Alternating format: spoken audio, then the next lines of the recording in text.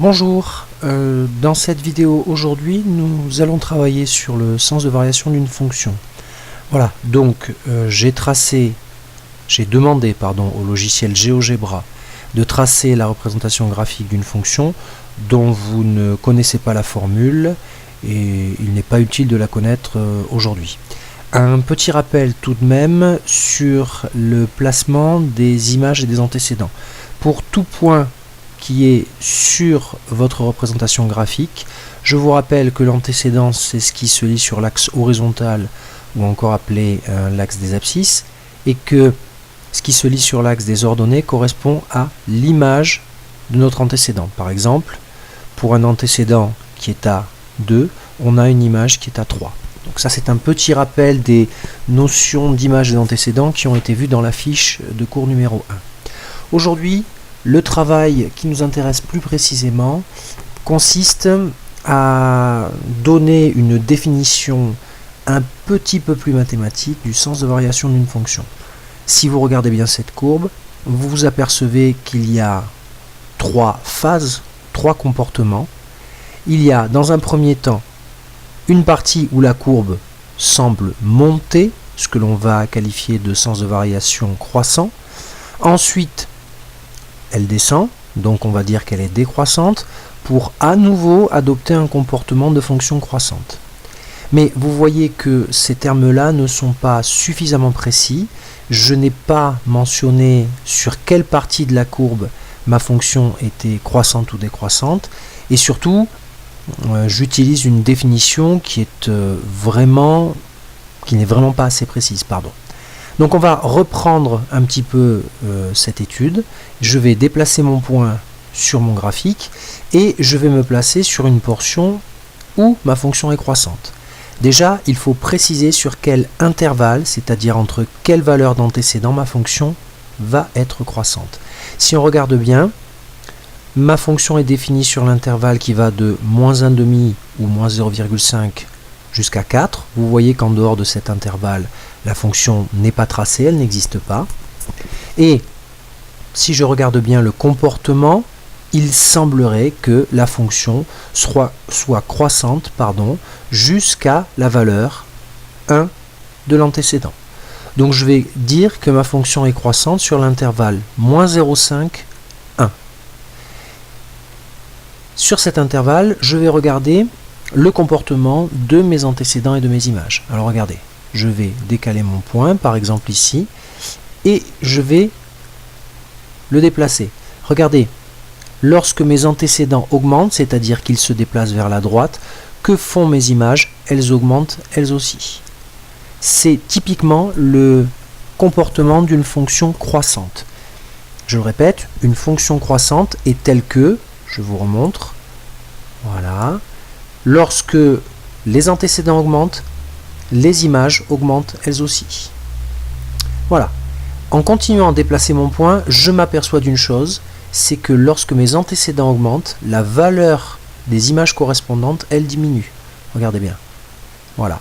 Eh bien, je suis sur un domaine où ma fonction est décroissante. Ce qui va me permettre aussi de préciser une chose, c'est sur quel intervalle est-ce que cette fonction va être décroissante. Bien, regardez, à partir de 1, mes images n'augmentent plus et vont même diminuer alors que mes antécédents continuent à augmenter. Donc ça veut dire que sur cet intervalle, la fonction est décroissante. Et à partir de 3, je vais avoir un changement de comportement et mes images augmentent quand mes antécédents augmentent eux aussi. Si je résume, j'ai donc ma fonction qui va être croissante sur l'intervalle allant de -0,5 à 1.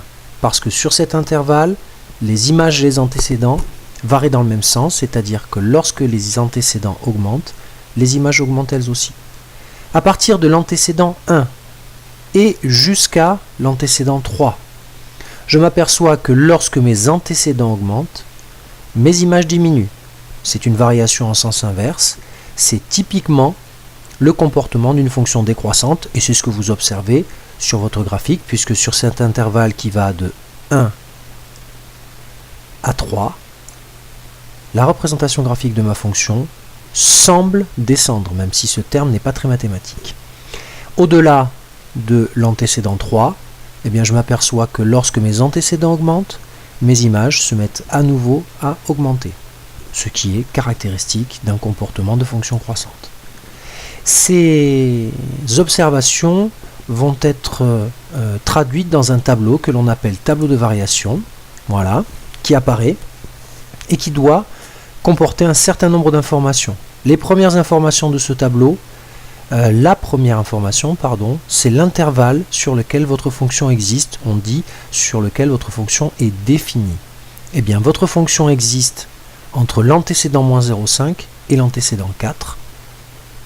Moins 0,5 en mathématiques, c'est moins 1,5.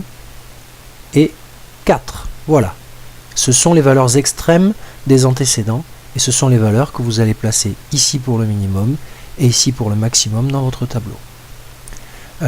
Je vous ferai remarquer une chose, c'est que lorsque l'on parle d'intervalle en mathématiques et dans les fonctions plus précisément, on parle toujours d'antécédents, jamais d'image.